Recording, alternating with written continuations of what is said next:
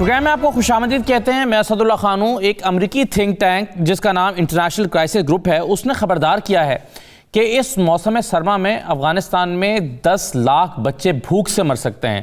اور اس رپورٹ میں کہا گیا ہے کہ پچھلے 20 سال میں بموں سے اور گولیوں سے جتنے لوگ مرے ہیں اس سے زیادہ لوگوں کی ہلاکت کا خدشہ ہے. اور پھر ساتھ ساتھ اپیل کی گئی ہے دنیا بھر کے جو بڑے ممالک ہیں ان سے کہا گیا ہے کہ اس کرائسس سے بچانے کے لیے افغانستان کو وہ اپنا کردار ادا کریں، اور کردار ادا نہیں کریں گے تو بہت بڑا بحران جنم لے سکتا ہے. وزیر اعظم عمران خان صاحب نے بھی 2 دن پہلے اسلام آباد میں ایک تقریب سے گفتگو کرتے ہوئے اپنے کنسرنز کا اظہار کیا تھا، اور انہوں نے کہا تھا کہ اگر کسی کو طالبان پسند نہیں ہے تو یہ ایک الگ بات ہے، لیکن وہاں پر اصل مسئلہ 4 کروڑ انسانوں کا ہے. اور دنیا کے سر جنگ کی طرف بڑھنے پر بھی وزیر اعظم نے اپنے کنسرنز کا اظہار کیا تھا. امریکہ اور چین کے درمیان جو پیدا ہوتی دوریاں ہیں اس پر بھی اظہار خیال کیا. پھر حال ہی میں موحد یوسف صاحب نے ایک BBC کو انٹرویو دیا، اور موحد یوسف صاحب نے جو ہے اس میں گوادر کے حوالے سے اور پھر چائنا اور امریکہ کے درمیان تعلقات کے حوالے سے انہوں نے کہا کہ جی Pakistan strategic point of view سے اپنی پالیسی ترتیب نہیں دے رہا ہے بلکہ اکنامک پوائنٹ آف ویو سے دے رہا ہے. اور گوادر میں کوئی فوجی اڈے موجود نہیں ہیں، معاشی اڈے موجود ہیں، اور چائنا کو ہم نے دیے ہیں تو ہم امریکہ کو بھی دعوت دیتے ہیں کہ وہ آئیں اور اپنے معاشی اڈے قائم کریں، تو ہماری دعوت تو سب کے لیے ہے. تو پاکستان ان حالات میں کیا سوچ رہا ہے؟ دوسرا ایک اور ڈیولپمنٹ ابھی 2 دن پہلے یہ ہوئی ہے کہ تحریک طالبان پاکستان نے جنگ بندی معاہدہ ختم کرنے کا اعلان کر دیا ہے. اس سے کیا فرق؟ ایک یہ تو تحریک طالبان پاکستان کی طرف سے اعلان کیا گیا ہے، پاکستان کی طرف سے اس پر کچھ نہیں کہا گیا، کیونکہ پاکستان کی طرف سے پہلے بتایا گیا تھا کہ تحریک طالبان پاکستان کے ساتھ مذاکرات ہو رہے ہیں اور اس میں ضامن کا کردار افغان طالبان ادا کر رہے ہیں. لیکن کیا انہوں نے کردار ادا کرنا چھوڑ دیا؟ یہ کیوں ناکام ہو گیا یہ بات چیت؟ پھر یہ ہے کہ ابھی گزشتہ روز امریکی دفاعی سینٹ کمیٹی کے ارکان سے وزیر اعظم کی ملاقات ہوئی اور آرمی چیف کی ملاقات ہوئی ہے، تو اگین اس میں بھی یہی بات کی گئی کہ افغانستان میں جو انسانی المیہ ہے اس کو روکنے کے لیے عالمی طاقتوں کو ایک کردار ادا کرنا ہوگا، اور یہ ناگزیر ہے. تو کہاں حالات کس طرف کو جا رہے ہیں، ان تمام چیزوں پر ہم گفتگو کریں گے. میرے ساتھ جنرل ریٹائرڈ اعجاز موجود ہیں، سینئر تجزیہ کار ہیں. بہت شکریہ جنرل صاحب، آپ کو خوش آمدید کہتے ہیں. رستم شاہ محمد صاحب میرے ساتھ موجود ہیں، ماہر ہیں افغان امور کے. رستم شاہ صاحب بہت شکریہ. ایاز وزیر صاحب ہمارے ساتھ موجود ہیں، سابق سفارتکار ہیں، بہت شکریہ سر. اور حسن عبداللہ میرے ساتھ موجود ہیں، آپ صحافی ہیں، TRT کے ساتھ آپ کا تعلق ہے اور افغانستان میں آپ پچھلے کئی مہینوں سے مسلسل موجود ہیں اور افغانستان کی میں سے رپورٹ کر رہے ہیں. میں اگر تمام مہمانوں کی اجازت سے حسن عبداللہ صاحب سے ہی شروع کرنا چاہوں گا تاکہ آن گراؤنڈ سچویشن اس وقت ہم لے لیں. حسن عبداللہ صاحب، آپ مسلسل کئی مہینے سے وہاں پر موجود ہیں. افغانستان میں جب طالبان نے ٹیک اوور کیا تو تب سے لے کر اس کے بعد سے لے کر اور اب تک آپ مختلف چیزوں کو اور مختلف جو سٹیٹس ہیں یا صوبے ہیں وہاں پر جا کے چیزوں کو دیکھ رہے ہیں.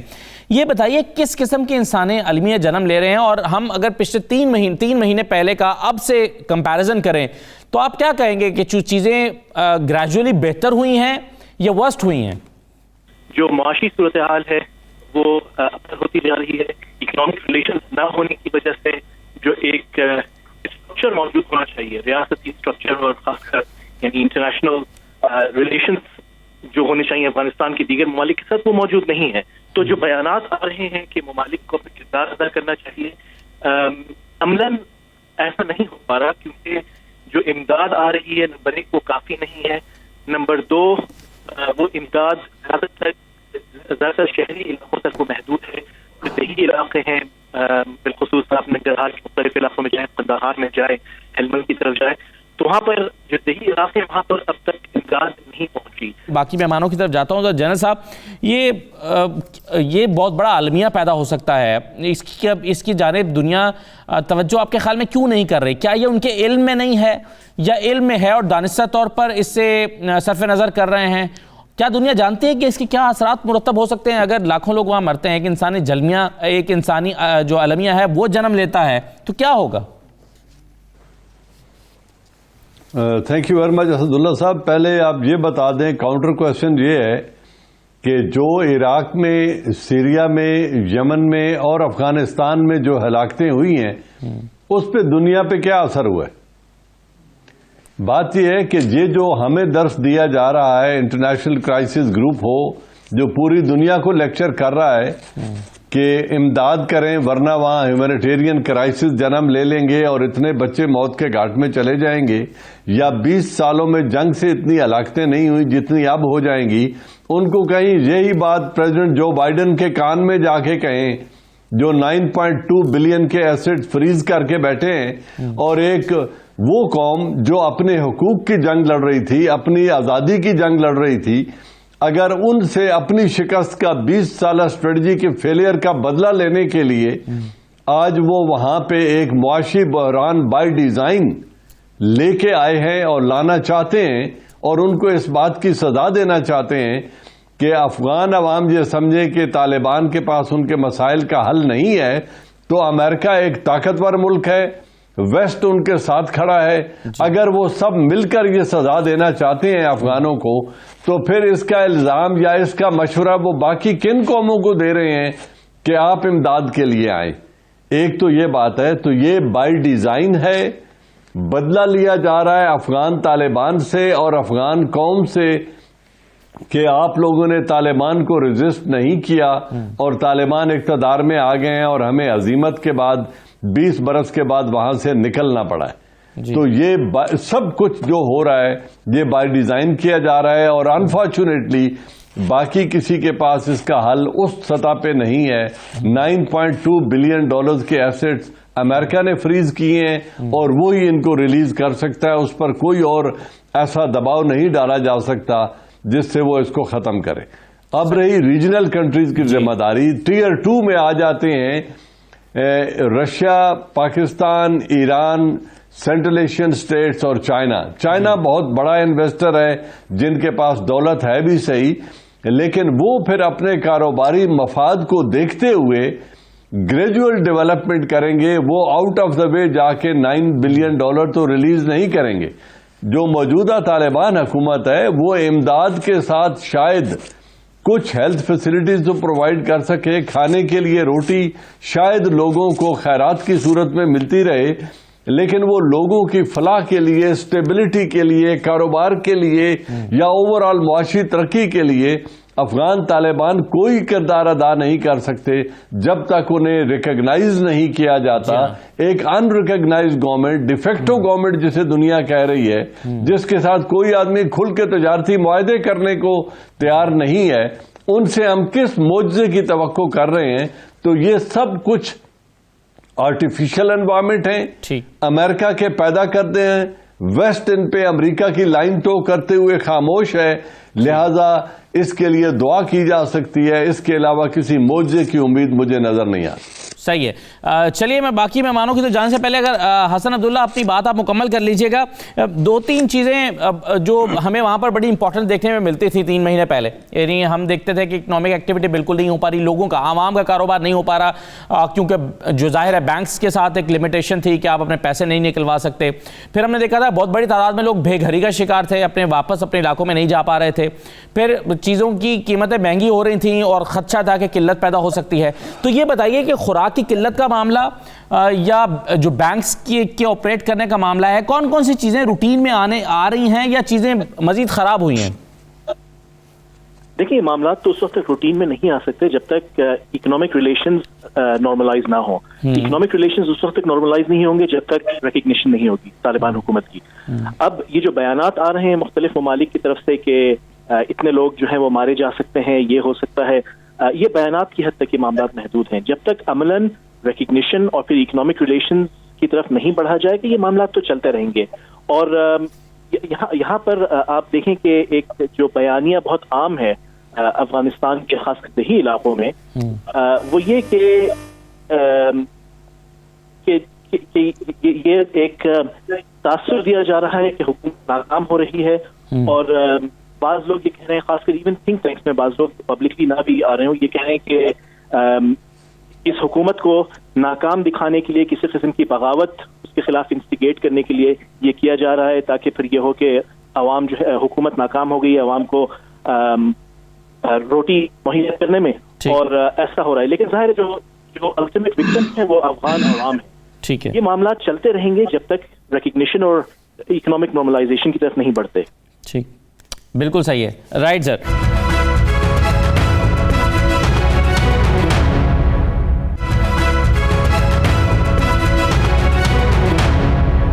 رستم شاہ محمد صاحب کیسے دیکھ رہے ہیں اس سچویشن کو آنے والے دنوں میں؟ دنیا صرف بیانات کی حد تک بات کر رہی ہے اور پھر کیا اس کو ہم کمپیئر کر سکتے ہیں ان بحرانوں سے جو عراق میں اور یا دیگر جگہوں پر جنم لیے ہیں عالمیہ؟ کیونکہ یہاں سے طالبان کی حکومت یہ کہہ چکی ہے کہ پھر ہم یہاں پر ٹیررزم کو کاؤنٹر کرنے میں یا ایسے گروپس، ظاہر داعش کی طرف اشارہ ہو سکتا ہے کہ ہم اس کو نہیں روک پائیں گے اور یہ دہشت گردی کا سامنا پوری دنیا کو کرنا پڑ سکتا ہے، جس کو ہم نے ایک دھمکی قرار دے کر شاید اس پر پوری توجہ نہیں دی. تو آپ کہاں جاتا ہوا دیکھتے ہیں چیزوں کو؟ دیکھیے، اس میں کوئی شک نہیں کہ وہاں صورتحال گرم ہے. وہ بہت زیادہ وہاں پہ اکنامک سچویشن جو ہے وہ تو بالکل برنک پہ ہے جی. اور افغانستان بالکل ایج پہ ہے. 35 لاکھ لوگ وہاں پہ آئی ڈی پیز ہیں جو اس وقت بھی اپنے گھروں کو جا نہیں سکتے، اور 70% وہاں پہ ان ایمپلائمنٹ ہے، اور بہت سے بچے جو ہیں وہ اس وقت فوڈ انسیکیورٹی وہاں پہ اتنی زیادہ ہے کہ ان کو اچھی خوراک، وہ صحیح خوراک نہیں مل رہی اور وہ سفر کر رہے ہیں. لیکن یہ جو تجزیے پیش کیے جاتے ہیں کہ اتنے لاکھ کروڑ لوگ جو ہیں وہ قحط کا شکار ہو جائیں گے اور مر جائیں گے، ایسی کوئی بات میری سمجھ میں نہیں آتی. میں نہیں سمجھتا کہ ایسی بات ہوگی. وہاں پہ سچویشن، اس میں کوئی شک نہیں کہ وہاں پہ پراسپیکٹس بڑے بلیک ہیں اور حالات دن بدن خراب ہوتے جا رہے ہیں. لیکن آپ دیکھیں، افغانستان ایک قبائلی معاشرہ ہے. اگر ایک گاؤں میں 100 آدمی ہیں اور وہاں پہ 10 آدمی بھوک کا شکار ہیں، قحط ان پہ حاوی ہے اور ان کو کھانے کو نہیں ملتا، تو وہ 90 آدمی ان کے ساتھ مدد کریں گے. کسی کو وہ مرنے نہیں دیں گے بھوک سے. یہ تو پہلی بات ہوئی. اور دوسری بات یہ، جیسے جنرل صاحب نے کہا، بالکل صحیح کہا کہ یہ تو امریکہ کا اس میں بڑا ہاتھ ہے. ساری سچویشن جو پیدا ہوئی ہے اس میں امریکہ کا بڑا ہاتھ ہے، اور امریکہ نہیں چاہتا کہ طالبان کی حکومت کامیاب ہو. اور بدقسمتی سے پاکستان کی جو حکومت ہے وہ بھی ان کا ساتھ دے رہی ہے ریکگنیشن کے معاملے پہ. حالانکہ پاکستان کا معاملہ بالکل مختلف ہے. پاکستان کا بارڈر ہے، پاکستان میں یہاں کوئی 20 لاکھ افغان مہاجرین ہیں.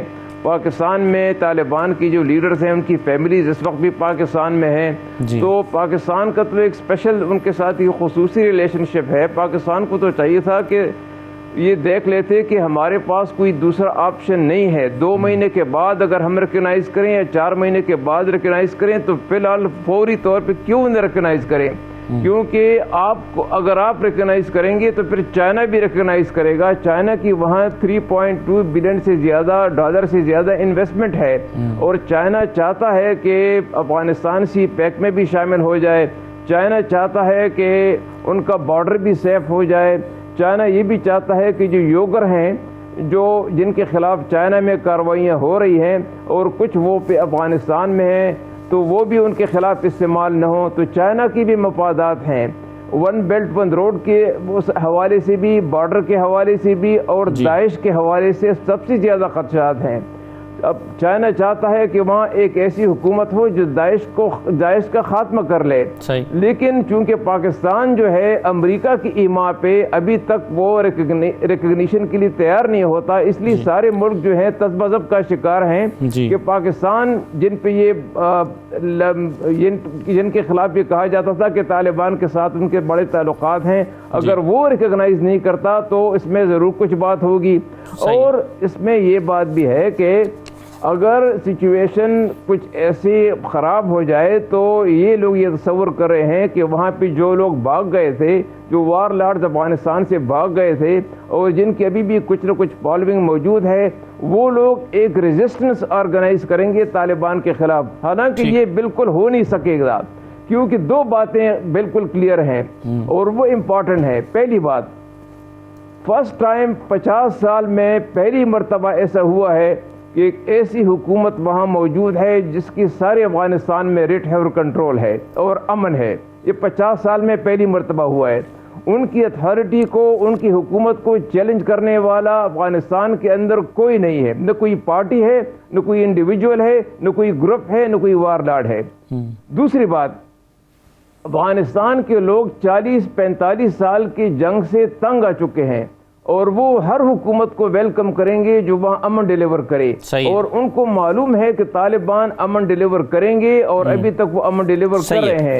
داعش کا فیکٹر علیحدہ ہے تو وہ اس حکومت کو سپورٹ کریں گے کیونکہ وہ کہتے ہیں کہ حکومت جس کی بھی ہو ہمیں تو امن چاہیے. امن چاہیے, ٹھیک ہے, صحیح, امن چاہیے لیکن اس کے ساتھ ساتھ بالکل صحیح ہے سر, لیکن امن چاہیے لیکن ساتھ ساتھ لوگوں کو بزنس بھی چاہیے, معاشی ایکٹیویٹیز بھی چاہیے, اور اس کا بلیم ظاہر ہے وہ انٹرنیشنل کمیونٹی کی طرف جاتا ہے کہ وہاں سے فنڈز ریلیز نہیں کیا جا رہے. لیکن یہ جو ریکگنیشن کی بات ہے ایاز وزیر صاحب, آپ کے خیال میں کیا پاکستان, جیسے رستم شاہ محمد صاحب کہہ رہے ہیں کہ پاکستان کو پہل کرنی چاہیے اور پھر چائنا اور رشیا بھی اس طرف آئیں گے, لیکن پاکستان کا شاید موقف یہ ہوگا کہ جب ہم سے بڑی طاقتیں پہل نہیں کر رہی تو ہم پہل کیسے کر سکتے ہیں, اور پھر شاید سے کچھ کانسیکوینسز بھی ہو سکتے ہیں. کیا آپ کے خیال میں اس کے کچھ کانسیکوینسز ہیں, یا پاکستان کو پہل کر دینی چاہیے اور پھر چائنا جو ہے اس کو فالو کرے گا, یا پھر چائنا کی ریلکٹنس کیا ہے؟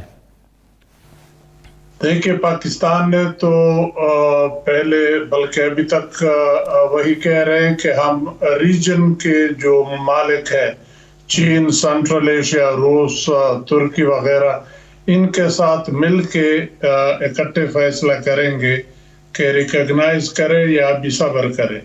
تو میں تو شروع دن سے ڈے 1 سے یہی کہتا آ رہا ہوں کہ باقی دنیا خواہ طالبان کو ریکگنائز کرے نہ کرے, ہم اپنے مفادات کو مد نظر رکھ کے, اپنے انٹرسٹ کو مد نظر رکھ کے فیصلہ کر لے, کیونکہ دوسرے ممالک کا افغانستان کے اندر اتنا سٹیک انوالوڈ نہیں ہے جتنا ہمارا ہے. تو ہمیں اس میں پہل کرنی چاہیے. اس میں کئی فوائد ہیں. ایک تو یہ فائدہ ہے کہ جو ابھی تک افغانستان اور ہمارے درمیان بد اعتمادی ہے یا جو ایک دوسرے کے اوپر شکایت شبہ وغیرہ تھے, وہ دھل جائیں گے اگر ہم پہلی حکومت ہوئی, پہلا ملک ہوا کہ افغانستان کو ریکگنائز کرے, کیونکہ وہ اب مشکلات میں ہے, کوئی پہل نہیں کر رہا.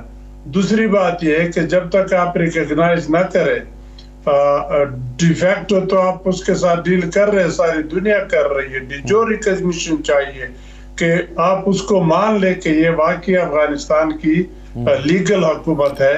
اور جیسے رستم شاہ صاحب نے کہا, صحیح بات ہے کہ وہ پورے افغانستان میں ان کا ریٹ ہے, 4 مہینے میں داخل ہے, بغیر کسی باہر مدد کے وہ افغانستان چلا رہے ہیں. ان کا ریٹ کسی نے چیلنج نہیں کیا, نہ کر سکتے. تو اس سے زیادہ اتھارٹی آپ کو کیا چاہیے.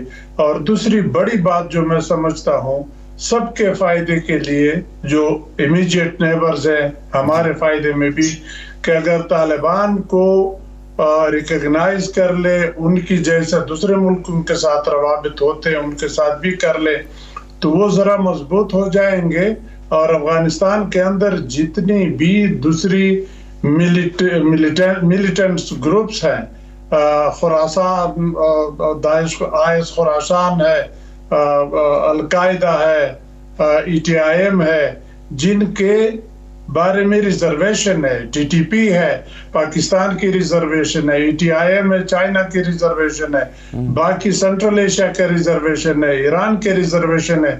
تو جب وہ ذرا مضبوط ہوں گے تو ان لوگوں کو قابو مزید کر سکیں گے کہ وہ افغانستان کے سرزمین کو استعمال نہ کرے. ورنہ یہ آہستہ آہستہ پھر یہ طاقتیں یا یہ ملیٹنٹ گروپس طاقت پکڑیں گے. جیسے ابھی افغانستان میں ایک دکا انسیڈنٹ کر لیتے ہیں, کبھی کندہار میں, کبھی کابل میں, کبھی دوسری جگہ میں, تو یہ پھر مزید بڑھیں گے, ہمارے لیے بھی مشکلات ہوں گے. ابھی آپ کے TTP کے ساتھ باتیں چل رہی تھی, انہوں نے بھی آپ کو اعلان کر لیا کہ مزید باتیں ختم ہے, تو گویا آپ کو بھی خطرہ ہے, وہ مزید آپ کو نقصان پہنچا سکتے ہیں. تو بہتری یہ ہے کہ طالبان کو ریکگنائز کر لے. ابھی OIC کی میٹنگ آ رہی ہے 19 تاریخ کو, میرا خیال ہے اس میں یہ بات, یہ اکنامک مدد کرنے کے, ہیومینیٹیرین اسسٹنس کے علاوہ یہ بات بھی ضرور اٹھے گی کہ افغانستان کو اب تسلیم کر لیا جائے طالبان کے صحیح ہے. چلیے دیکھیے کہ پاکستان اور باقی ممالک کیا فیصلہ کرتے ہیں. لیکن سر میں 2-3 چیزوں کی طرف اب گفتگو کو لے کر جانا چاہتا ہوں. ایک تو یہ ہے کہ ایک کولڈ وار کا ذکر ہو رہا ہے اور پرائم منسٹر عمران خان کو بھی بڑا کنسرن ہے کہ بلاکس بن رہے ہیں اور پاکستان یہ سمجھتا ہے اور پاکستان کے لیے ایک بڑا چیلنج بھی ہے کہ وہ اس بلاک میں جائے یا امریکہ کے بلاک میں جائے یا چائنا کے بلاک میں جائے. لیکن پاکستان کہتا ہے کہ ہم کسی بلاک کا حصہ نہیں بننا چاہیں گے بلکہ اس کولڈ وار کے خاتمے کے لیے اپنا کردار ادا کرنا چاہیں گے. تو پرائم منسٹر کیا سوچ رہے ہیں ایک تو اس پہ بات کریں گے. دوسرا, کیوں پاکستان نے امریکہ کے ورچوئل سمٹ میں شرکت نہیں کی اور کیا چائنا کے دباؤ میں نہیں کی, چائنا کو خوش کرنے کے لیے نہیں کی, کیونکہ چائنا نے پھر پاکستان کو آئرن بدر کا نام دیا ہے. تو ایسے میں اگر پاکستان چائنا کے دباؤ میں آ کر نہیں شرکت کر رہا امریکی سمٹ میں تو کیا یہ چائنا کے بلاک میں جانے کے مترادف نہیں ہے؟ ایک بریک لیتے ہیں, ان تمام چیزوں پہ بات کرتے ہیں, بریک کے بعد واپس آتے ہیں.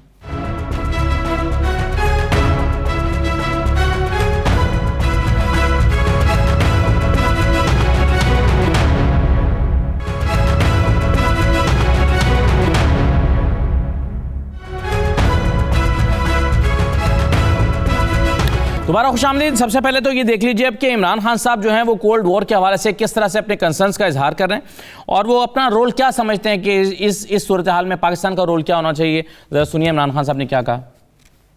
یہ جو کولڈ وار کی طرف سچویشن جا رہا ہے اور بلاکس بن رہے ہیں, اس بلاکس کے بننے کو روکنے کے لیے پاکستان کو پوری کوشش کرنی چاہیے, کیونکہ ہمیں کسی بلاک کا حصہ نہیں بننا چاہیے. یہ جو پہلے کولڈ وار تھی اس سے بھی دنیا کو بڑا نقصان ہوا, اور یہ جو اب بننے جا رہی ہے کولڈ وار, اس سے بھی اب وہ ملک نہیں چاہتا کہ جو پھنس جائے اسی, جس طرح ہم پچھلی باری حصہ بنے تھے کولڈ وار میں. ہم چاہتے ہیں کہ ہم لوگوں کو اکٹھا کریں. ہم نے پوری کوشش کی جب سعودی عربیہ اور ایران کا سٹینڈ آف تھا تو پاکستان نے بڑا رول پلے کیا, اور ہم یہ بھی چاہتے ہیں کہ اب یہ جو امریکہ اور چائنا کے بیچ میں یہ جو کولڈ وار ہے ان کے فاصلے بڑھتے جا رہے ہیں, اس کو روکیں. کیا جنرل جازوان صاحب, کیا پاکستان کے لیے یہ ممکن ہے کہ وہ کسی بلاک کا حصہ نہ بنے, اور کیا یہ ممکن ہے پاکستان کے لیے کہ وہ امریکہ اور چائنا کے درمیان بڑھتے فاصلوں کو روکے اور کم کرے؟ جی دیکھیے, بات یہ ہے کہ اچھا سوچنے پر تو کوئی پابندی نہیں ہے, لیکن اس کی عملی صورت کیا ہو سکتی ہے یا پاکستان کیا رول پلے کر سکتا ہے. ایک وقت ہم نے ان دونوں ممالک کے درمیان سفارتی تعلقات کے قیام کے لیے تو رول ادا کیا تھا جو بعد میں بہت حد تک آگے بڑھے, لیکن اب اگر وہ اپنے اسٹریٹجک مفادات کے لیے اپنے راستے انہوں نے جدا کیے یا ان کا جو اسٹریٹجک انٹرسٹ ہے وہ کلیش کرتا ہے, تو میں نہیں سمجھتا کہ پاکستان اس میں کوئی بڑا رول ادا کر سکتا ہے.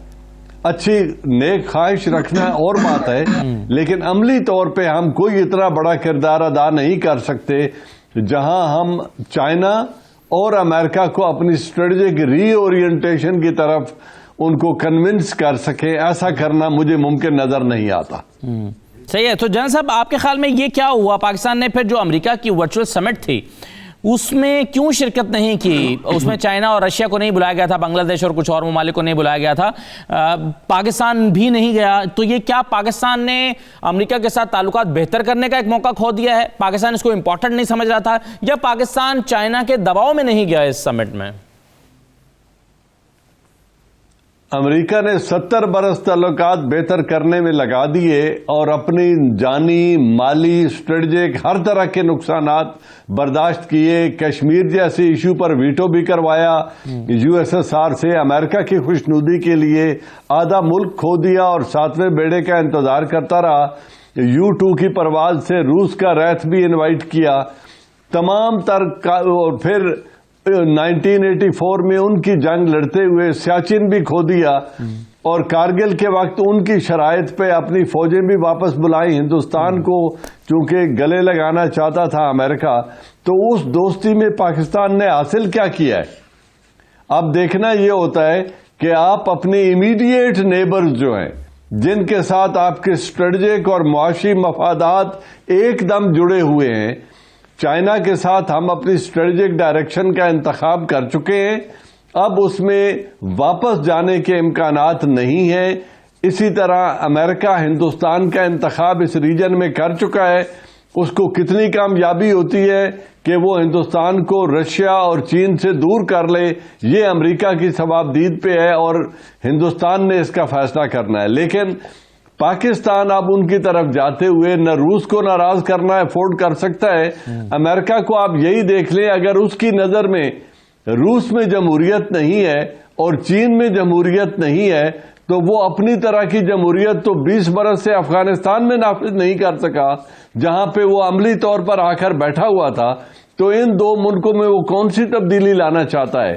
تو ان کے اسٹریٹجک مفادات کلیش کرتے ہیں.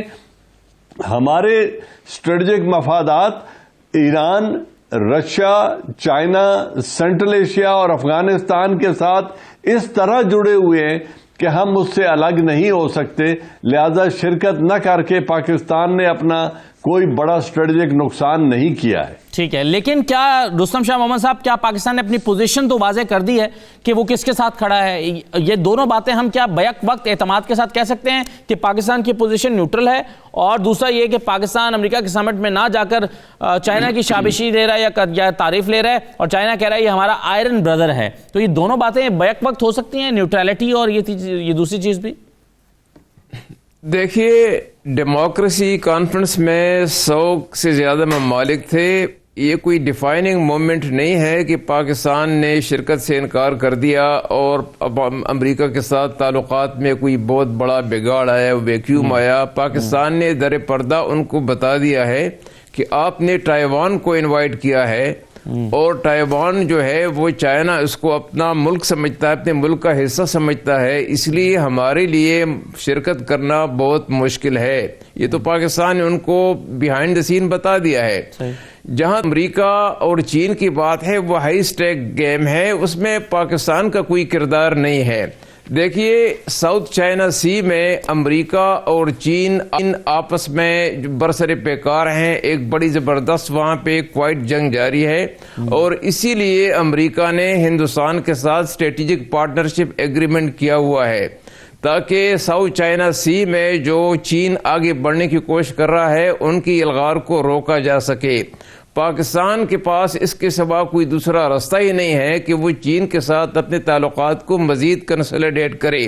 اس کا یہ مقصد نہیں ہے کہ امریکہ سے آپ ڈیلیبریٹلی دوری اختیار کریں. امریکہ پاکستان کا بہت بڑا ٹریڈنگ پارٹنر ہے، لیکن اس کے ساتھ ساتھ ہمیں اپنے جو اسٹریٹجک مفادات ہیں، آپ دیکھیں کہ جو سینٹرل ایشیا کے ساتھ ہماری لگی ہوئی ہیں مفادات افغانستان کی وجہ سے، اور جو ون بیلٹ ون روڈ اور سی پیک کی وجہ سے جو پاکستان پہ جو اثرات ہوں گے، مثبت اثرات، تو ان کو دیکھتے ہوئے آپ کے لیے بھی کوئی دوسرا راستہ نہیں ہے بغیر اس کے کہ آپ چائنا کے ساتھ مزید اپنے تعلقات کو جوڑیں اور امریکہ کو یہ بات سمجھا دیں کہ چائنا کے ساتھ تعلقات کو مضبوط کرنا یہ ان کی ایکسپینس پر نہیں ہے. اور تیسری بات یہ ہے کہ امریکہ کو یہ سمجھ لینا چاہیے کہ جیسے ہی یہ سی پیک اور ون بیلٹ ون روڈ کا معاہدہ جو پروجیکٹ مکمل ہو جائے گا تو اب امریکہ کے لیے اس ریجن میں سینٹرل ایشیا میں بہت مشکل ہے کوئی جگہ رہے گی، کیونکہ اب مفادات کی بات ہو رہی ہے. آج کل تو مفادات کی بات ہو رہی ہے، اکنامک مفادات کی بات ہو رہی ہے. لہٰذا امریکہ کو اب سمجھنا چاہیے کہ تعلقات ان کے سینٹرل ایشیا کے ممالک سے بھی ہوں گے، بلکہ چین کے ساتھ بھی ہوں گے، پاکستان کے ساتھ بھی ہوں گے. لیکن چین جو ہے اگر امریکہ چاہے یا نہ چاہے وہ ایک ڈومیننٹ پولیٹیکل اور اکنامک پاور کی طرح وہ ابھر رہا ہے ساری ریجن میں، بلکہ ساری دنیا میں. آپ دیکھیں کہ چین جو ہے سینٹرل ایشیا ساؤتھ امریکہ میں کتنی اپنے وہ ایکسپینشن کر رہا ہے، تعلقات کو کتنا وہ ڈیپن کر رہا ہے. امریکہ کچھ بھی نہیں کر سکتا کیونکہ ہر ایک ملک کو اپنے مفادات عزیز ہیں. اسی طرح میں سمجھتا ہوں کہ امریکہ کو اب رائٹنگ آن دا وال دیکھنا چاہیے. ٹھیک ہے، بالکل صحیح ہے. لیکن آپ نے جو اسٹریٹجک مفادات کی بات پاکستان کے حوالے سے کی ہے، اس پہ صاحب پاکستان نے اسٹریٹجک اور معاشی جو یا اکنامک جو پالیسیز ہیں اس کو الگ الگ کر کے ایکسپلین کرنے کی کوشش کی ہے. مثال کے طور پر محی یوسف صاحب کہتے ہیں کہ پاکستان کی پالیسی اب جو ہے اس میں ایک چینج آیا ہے، اور یہ جیو اسٹریٹجک کی بنیاد پر نہیں بلکہ جیو اکنامک کی بنیاد پر پاکستان اپنی پالیسی کو شیپ اپ کر رہا ہے. ایاز عزیز صاحب، انہوں نے کہا کہ Pakistan has made a major transition. آپ کو یہ میجر ٹرانزیشن نظر آ رہی ہے پالیسی میں بھی؟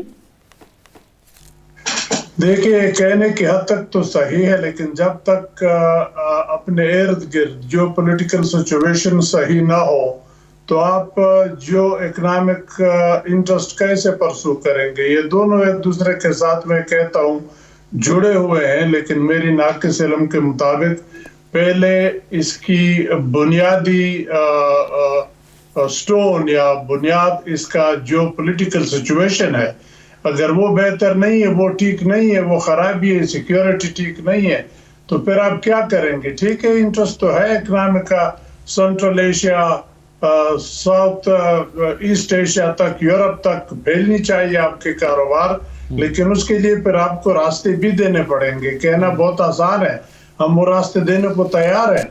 हमें तो सेंट्रल एशिया तक रास्ता शायद अब मिल गया, उससे आगे भी जा रहे हैं, लेकिन फिर अफगानिस्तान भी चाहेगा कि वो नीचे चला जाए हिंदुस्तान की तरफ। उधर दूसरे ममालिक भी है, सबको कनेक्ट हो, सब एक दूसरे के साथ कारोबार करें, लेकिन वो तब तक नहीं हो सकता जब तक हमारा आपस में एतमाद बहाल ना हो, सिक्योरिटी सिचुएशन बेहतर ना हो। आपके हिंदुस्तान के ताल्लुकात कैसे हैं, आपके अफगानिस्तान के साथ कल तक ताल्लुकात कैसे थे, आपके ईरान के साथ ताल्लुकात कैसे हैं, चीन और अमेरिका के ताल्लुकात यहाँ पे अभी दोस्तों ने बात की क्या रोल प्ले कर रहे हैं। तो आइंदा वाली गेम जो इकोनॉमिक इंटरेस्ट है दो बड़े मुल्कों के, वो इनको नया कोल्ड वार और शायद यहाँ पे खेला जा रहा है, और उसमें लड़ाई तो उनकी होगी, इकोनॉमिक लड़ाई, लेकिन इस्तेमाल हमें करेंगे, पाकिस्तान को करेंगे, अफगानिस्तान को करेंगे। ये इस रीजन की समझे एक ब्रिज है। तो जब तक इस ब्रिज के इर्द गिर्द अमन ना हो, एतमाद बहाल ना हो, तो इकोनॉमिक एक्टिविटी आप कैसे बढ़ाएंगे? ना आपका सीपेक आगे बढ़ेगा, अगर अमेरिका उसको रोकना चाहे मुश्किलात पैदा की जाएंगी। आप कितनी भी सिक्योरिटी बढ़ा दें तो कहीं ना कहीं से मुश्किलात हो जाएंगी। अमेरिका अपने इंटरेस्ट आगे बढ़ाना चाहता है, चीन अपने इंटरेस्ट बढ़ाना चाहता है। तो इन सब में हमें अपना इंटरेस्ट देखना है कि हमें कहाँ से कितना फायदा किस वक्त है। इन दो मुल्कों की लड़ाई में ठीक है हम न्यूट्रल रहने की कोशिश करें, लेकिन आज के दुनिया में न्यूट्रल रहा नहीं जाता। वो नॉन अलाइंड मूवमेंट एक जमाना, एक वक्त था, उस वक्त चल पड़ा था, लेकिन वो भी non aligned in the true sense नहीं रहा बाद में। तो आज के दुनिया में ये कहना कि हम बिल्कुल न्यूट्रल होंगे, किसी की तरफदारी नहीं करेंगे, या फिर इन दो बड़े मुल्कों के दरमियान में हम कोई बड़ा रोल प्ले कर सकते हैं, मेरा ख्याल है ऐसी बात नहीं है। हम अपनी हैसियत पहचान ले। आई एग्री विद जनरल साहब के ख्वाहिशात पे पाबंदी नहीं है, नेक ख्वाहिशात करने चाहिए, लेकिन चीन और अमेरिका ये दोनों अगर आपको चाहते हैं कि आप रोल प्ले कर ले तो then you can do it, वरना आप एक गरीब एक छोटा सा मुल्क है, आपकी अपने मुश्किलात के बारे में दुनिया नहीं सुनती, तो उनकी जो आपस की बड़ी लड़ाई है उसमें कौन आपकी बात सुने। सही है, बिल्कुल सही है। जहां तक आपने जिक्र किया कि पाकिस्तान के हिंदुस्तान के साथ क्या आता है और क्या ताल्लुकात होने जा रहे हैं और उसकी नौयत क्या होगी, तो इस पर तो इमरान खान साहब ने अपना माइंड वाजे किया है कि वो इन ताल्लुकात को और आने वाले दिनों में इन ताल्लुकात को कैसे देखते हैं। तो वो तो मैं ब्रेक के बाद आकर आपके सामने रखता हूँ कि उन्होंने क्या कहा था। दूसरा एक और बड़ा अहम नुकता है पाकिस्तान की सिक्योरिटी, रीजनल सिक्योरिटी के हवाले से, वो तहरीक तालिबान के हवाले से था। प्राइम मिनिस्टर इमरान खान साहब ने कुछ अर्सा पहले एक इंटरव्यू में कहा था कि हमारे उनसे मुज़ाकरात चल रहे हैं, जंगबंदी मुआहिदा हुआ था, लेकिन अब वो मुआहिदा खत्म हो गया है। इसके क्या असरात मुरतब होंगे और इसमें तालिबान, अफगान तालिबान का क्या किरदार है इस मुआहिदा होने में या ख़त्म होने में? क्या वो भी एक न्यूट्रल पोजीशन पर हैं? एक ब्रेक लेते हैं, ब्रेक के बाद वापस आते हैं जी।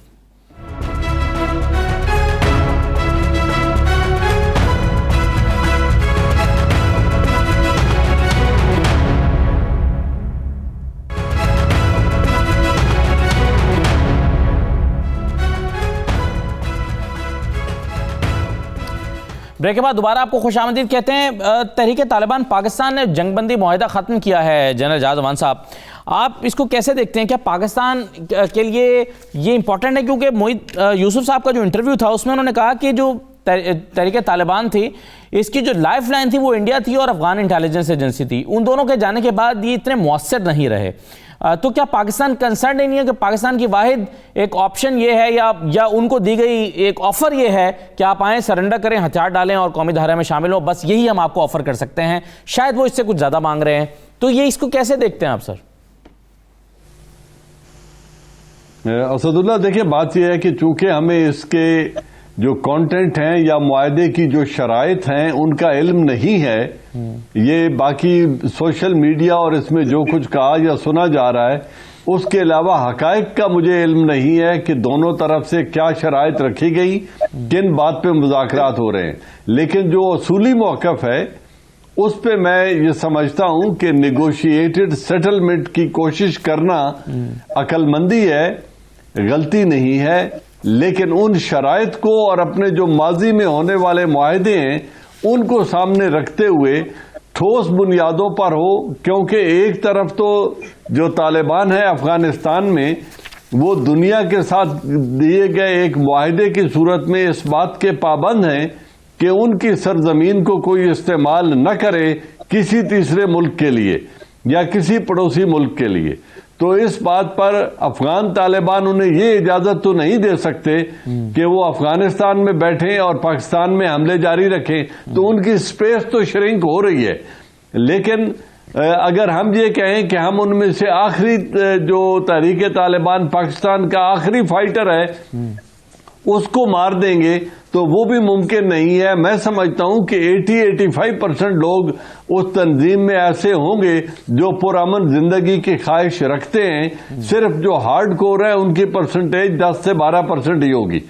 تو ان کے ساتھ کن شرائط پہ بات ہو رہی ہے اس کا چونکہ مجھے علم نہیں ہے, اس لیے یہ کہنا کہ معاہدہ ختم ہو گیا ہے یا معاہدہ ہو گیا ہے یا ناکام ہو گیا ہے اس پہ اس وقت کامنٹ کرنا ذرا مشکل ہے. ہمارے سامنے تو ظاہر ہے وہ بیانات ہیں اور ذمہ داری جیسے قبول کی ہے. اب تحریک طالبان پاکستان کی طرف سے کہا گیا کہ جی جو ہمارا معاہدہ ہوا تھا کہ جنگ بندی کا, اس کی خلاف ورزی حکومت پاکستان نے کی, اور وہ علاقے وہ بتاتے ہیں کہ فلاں فلاں فلاں علاقوں میں انہوں نے آ کر ہمارے لوگوں کو چھاپے مارے ہیں اور جو ہے وہ ان عسکریت پسندوں کو ہلاک کیا ہے یا حراست میں لیا ہے. اس طرح کے وہ الزامات عائد کرتے ہیں اور پھر جو پولیو ٹیم پر حملہ کیا گیا اس کی ذمہ داری بھی وہ قبول کر رہے ہیں. تو یہ اس کے کانسیکوینسز ہمیں جو ظاہر ہے دستیاب معلومات ہیں وہ تو یہی ہیں جو ہمارے سامنے آ رہی ہیں. آپ بالکل ٹھیک کہہ رہے ہیں کہ ہمارے پاس اس معاہدے کی تفصیلات موجود نہیں ہیں. اس پر کیا ہونا چاہیے رستم شاہ محمد صاحب آپ کے خیال میں؟ پاکستان کو تھوڑا سا لینینسی کا مظاہرہ کرنا چاہیے یا پھر یہ کہ پاکستان سمجھ رہا ہے کہ وہ بہت کمزور پوزیشن میں ہے, ان کے پاس کوئی چارہ نہیں ہے اس کے سرنڈر کریں اور بس شامل ہوں پاکستان قومی دھارے میں؟ دیکھیے, حکومت ان کے خلاف ایک چارج شیٹ تو رکھتی ہے اور ان کے خلاف الزامات ہیں کہ انہوں نے کتنے علاقوں میں کتنے مواقع پہ بے گناہ لوگوں کو قتل کیا, ان پہ حملے کیے, پاکستانی فورسز پہ حملے کیے. بالکل اسی طرح تحریک طالبان کے پاس بھی ایک چارج شیٹ ہے حکومت کے خلاف کہ ان کے اتنے لوگوں کو ڈسپیئر کرایا گیا, اتنے لوگوں کو مروایا گیا, ان کے تعاقب کرتے ہوئے وہاں پہ ٹرائبل ایریا میں مکانات اور ولیجز کو مسمار کر دیا گیا اور لوگوں کو مجبور کر دیا گیا کہ وہ افغانستان میں پناہ لیں, حالانکہ افغانستان سے تو لوگ ویسے بھاگ رہے ہیں. تو یہ ان کی باتیں ہیں. دونوں طرف سے مواد کافی اسٹرانگ ہے اور یہ ہم ایکسپیکٹ کر رہے تھے کہ طالبان جو ہیں اس میں اپنا حصہ ڈالیں گے اور کچھ میڈیشن کی طرف بات آگے بڑھ جائے گی. لیکن لگتا یہ ہے کہ طالبان کا وہ کنٹرول ان پہ نہیں ہے جو لوگ سمجھ رہے ہیں. ایک تو یہ بات ہے. دوسری بات یہ ہے کہ وہ کوئی ان کی دلچسپی بھی شاید کم ہے کیونکہ ان کے بہت اور زیادہ ان کے بہت انگیجمنٹ ایسی ہے, کمٹمنٹس ہیں کہ وہ دن رات اس میں لگے ہوئے ہیں. اور دوسری بات یہ بھی ہے کہ وہ ایک جگہ پہ تو مقیم نہیں ہے, کسی کیمپ میں تو نہیں ہے. ایک آدمی پکتیا میں ہے, دوسرا خوست میں ہے, تیسرا پکتیکا میں ہے, دوسرا لغبان میں ہے, چوتھا کنڑ میں ہے. تو ان سب کو ٹریس کرنا اور طالبان کے لیے ان سب کو پھر اکٹھا کرنا اور ان کو مجبور کرنا یہ طالبان کی بس کی بات نہیں ہے. لیکن آفیشلی طالبان نے کہا کہ تحریک طالبان پاکستان یہ ہماری شاخ نہیں ہے, ہمارا ان سے کوئی تعلق نہیں ہے. تو آفیشل ان کی جو سٹیٹمنٹ ہے وہ تو یہ ہے. بالکل وہ انہوں نے صحیح کہا ہے, نہ ان کی شاخ ہے نہ ان کے ساتھ کوئی تعلق ہے. تحریک طالبان 1994 میں طالبان افغانستان کی 1994 میں پیدا ہوئے. وہاں پہ جو بد نظمی تھی ان کے خلاف ایک موومنٹ اٹھی, اور تحریک طالبان پاکستان جو ہے جب ملٹری نے وہاں پہ ٹرائبل ایریا میں انڈکٹ کیا گیا پرویز مشرف نے, اور امریکہ کا ساتھ دیا طالبان کے خلاف, تو اس کے رد عمل کے طور پہ تحریک طالبان وجود میں آئی. تو دونوں کا پس منظر بھی علیحدہ ہے, مقاصد بھی علیحدہ ہیں, اسٹریٹجی بھی علیحدہ ہے, لوگ بھی علیحدہ ہیں, ان میں کوئی قدر مشترک نہیں ہے. لیکن میں سمجھتا ہوں کہ طالبان ان کے جو بعض لیڈر ہیں ان پر پریویل کریں گے اور بات دوبارہ شاید شروع ہو جائے گی اور آگے بڑھے گی, کیونکہ اس میں دونوں کا مفاد ہے. ٹھیک ہے, بالکل صحیح ہے. جہاں تک پاکستان اور ہندوستان کے تعلقات کی بات ہے تو پرائم منسٹر عمران خان پر اپنا مائنڈ کلیئر کیا ہے. انہوں نے واضح کیا ہے کہ اس حکومت کے ساتھ, مودی حکومت کے ساتھ بات چیت نہیں ہو سکتی. کوئی سینسیبل گورنمنٹ آئے تو اس سے بات چیت کے ذریعے مسئلہ حل کریں. اور بنیادی مسئلہ کیا ہے تو سنیے عمران خان صاحب نے کیا کہا ہے. سارے سال تو ایشیا کو ہاسٹیج رکھا ہوا ہے, وہ ہے کشمیر کا مسئلہ. اور بڑی مجھے افسوس سے کہنا پڑتا ہے کہ ہم نے آج کے پوری کوشش کی کہ ہندوستان سے ہم بات چیت کریں. میں نے اس کو کال بھی کی نریندر مودی کو. مجھے آہستہ آہستہ یہ احساس ہوا کہ اس کو کمزوری سمجھ رہا تھا. ہم دعا کرتے ہیں کہ ایک دن ہندوستان میں ایسی حکومت آئے جس سے ہم لاجک سے اور سینٹی سے بات چیت کر سکے اور اپنے مسئلے حل کر سکے. اور ہمارا مسئلہ صرف کشمیر کا ہے, اور کشمیر کا مسئلہ بھی بندوقوں سے اور بم سے نہیں حل ہونے لگا, یہ صرف ڈائلاگ سے حل ہوگا. جی ایاز وزیر صاحب کیا کہتے ہیں سر آپ اس پہ؟ جی بات تو بالکل صحیح ہے کہ مسئلے بندوق کے ذریعے نہیں بات چیت کے ذریعے حل ہوتے ہیں. لیکن ہندوستان کے ساتھ پچھلے 72-73 سالوں کا مشاہدہ تو یہی ہے کہ کوشش یہ ہوئی ہے کہ بندوق کے ذریعے مسائل حل کیے جائے, بات چیت کے ذریعے بہت کم. اور جہاں تک کشمیر کا تعلق ہے, کشمیر ایک طرف اس کو اٹوٹ انگ سمجھتے تھے اور دوسری طرف ہم اسے شہرک سمجھتے ہیں. تو یہ بھی بہت نازک انتہائی اہم نقطہ ہے. اگر اٹوٹ انگ ہے تو پھر اس پہ بات کیسے کی جا سکتی ہے, اگر شہرک ہے تو کٹ جائے تو پھر کیا کرو گے.